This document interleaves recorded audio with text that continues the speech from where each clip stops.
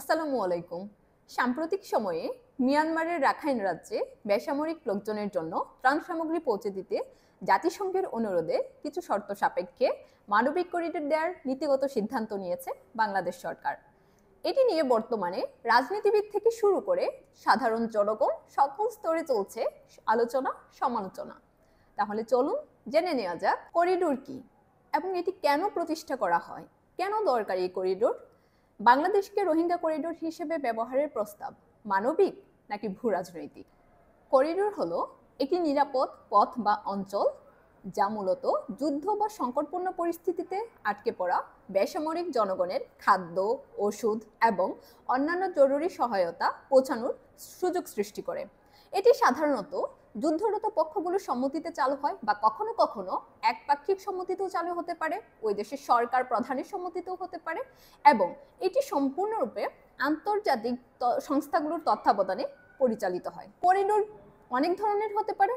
কোনো কোনো দেশে বা যুদ্ধপূর্ণ দেশগুলোতে আমরা দেখতে পাই যে এটি মানবিক করিডোর হয়, আবার অনেক ক্ষেত্রে আমরা দেখি সেটি বাণিজ্যিক করিডোর হতে পারে, আবার কিছু ক্ষেত্রে সেটি সামরিক করিডোরও হতে পারে। তো আমরা যদি বর্তমানে রাখাইনের দিকে একটু তাকাই তাহলে আমরা কি দেখতে পাই? মিয়ানমারে বর্তমানে চলছে সংঘাত। যেমন একদিকে মিয়ানমার সেনাবাহিনী ও জান্তা সরকার, অপরদিকে বিদ্রোহী গোষ্ঠী আরাকান আর্মি সেখানে আধিপত্য বিস্তারের লড়াই করছে। এই পরিস্থিতিতে রাখাইনে মানবিক সহায়তা পাঠানোর জন্য বাংলাদেশকে চ্যানেল হিসেবে ব্যবহারের প্রস্তাব এসেছে। এখন প্রশ্ন হচ্ছে, এটি কি নিছক মানবিক সহায়তার উদ্যোগ নাকি এর পেছনে বড় কোনো ভূরাজনৈতিক পরিকল্পনা আছে? আমরা যদি ইতিহাসের দিকে একটু তাকাই তাহলে আমরা কি দেখতে পাই? যতগুলো যুদ্ধ বিধ্বস্ত কান্ট্রিতে বা দেশে হচ্ছে এই যে মানবিক করিডোর নামে যে করিডোরগুলো ব্যবহারের সুযোগ তৈরি করে দেওয়া হয়েছিল, অধিকাংশগুলো ক্ষেত্রে কিন্তু দেখা যায় সেখানে রাজনৈতিক স্বার্থ হাসিলের একটি বিষয় চলে আসে। উদাহরণ হিসেবে যদি আমরা দেখি, সিরিয়া, লিবিয়া থেকে শুরু করে অনেকগুলো দেশে এভাবে এই যে করিডোর ব্যবহারের গাজা, বর্তমানে যে আমরা যদি দেখি ইউক্রেন রাশিয়ার যুদ্ধেও হচ্ছে এরকম একটা করিডোর দেওয়া হয়েছে, এবং ইসরায়েল গাজা ফিলিস্তিন ইস্যুতেও কিন্তু এরকম একটা করিডোর দেওয়া হয়েছিল, যেগুলো কিন্তু পরে আর ওই যে মানবিক সহায়তার জন্য এই করিডোরগুলোর উদ্যোগ নেওয়া হয় শেষ পর্যন্ত কিন্তু সেই লক্ষ্যটা আর ঠিক থাকে না, সেখানে রাজনৈতিক স্বার্থ চলে আসে। আমরা যদি দেখি যে মিয়ানমারের সাথে কোন কোন দেশের বর্ডার আছে, ভারতের আছে, চীনের আছে, থাইল্যান্ডের আছে, বাংলাদেশের আছে এবং আরো কয়েকটা কান্ট্রির আছে, কিন্তু জাতিসংঘ অন্য কোনো দেশকে এই যে মানবিক করিডোরের প্রস্তাব না দিয়ে বাংলাদেশকেই কেন দিল?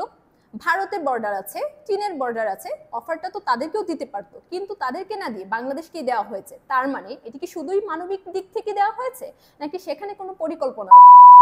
মানবিক করিডোরের আড়ালে এখানে কিভাবে ভূরাজনৈতিক প্রভাবটা বিস্তার করছে চলুন জেনে নিই। আমরা যদি দেখি যে চীনের জন্য রাখাইন রাজ্য খুবই গুরুত্বপূর্ণ। কেন গুরুত্বপূর্ণ? কারণ হচ্ছে চীনের যে বিশাল একটা প্রজেক্ট BRI প্রজেক্ট, এটির জন্য আরাকান রাজ্য খুবই গুরুত্বপূর্ণ।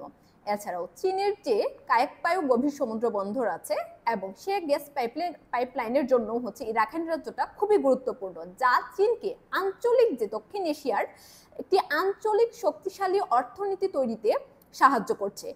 আমরা যদি ভারতের দিকটা চিন্তা করি, ভারত রাখাইন অঞ্চলের সাথে যুক্ত করার জন্য তার গুরুত্বপূর্ণ অবকাঠামো প্রকল্পগুলো বাস্তবায়ন করছে, যেমন কালাদান মাল্টিমোডাল ট্রানজিট ট্রান্সপোর্ট প্রকল্প, যেটি কিনা ভারতের কৌশলগত অবস্থানটাকে আরো দৃঢ় করে, এবং এই যে ভারতের এই প্রকল্পগুলোর মাধ্যমে এর কৌশলগত অবস্থানটাকে দৃঢ় করে এবং রাখাইন অঞ্চলের সাথে আঞ্চলিক যে বাণিজ্যটা সেটা হচ্ছে বৃদ্ধি করছে।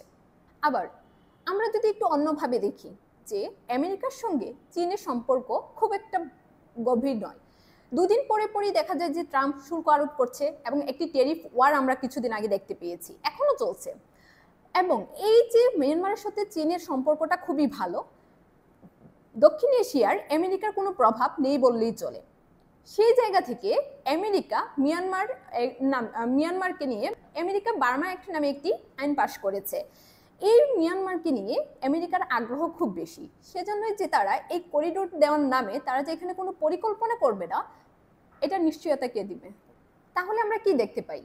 চীন, ভারত, আমেরিকা সহ এতগুলো দেশের প্রভাব, ভূরাজনৈতিক প্রভাব মিয়ানমারের উপরে আছে। তাহলে কি আমরা ধরেই নিতে পারি এই যে মানবিক করিডোরের পরিবর্তে সেখানে একটি ভূরাজনৈতিক প্রভাব বিস্তার করতেই পারে?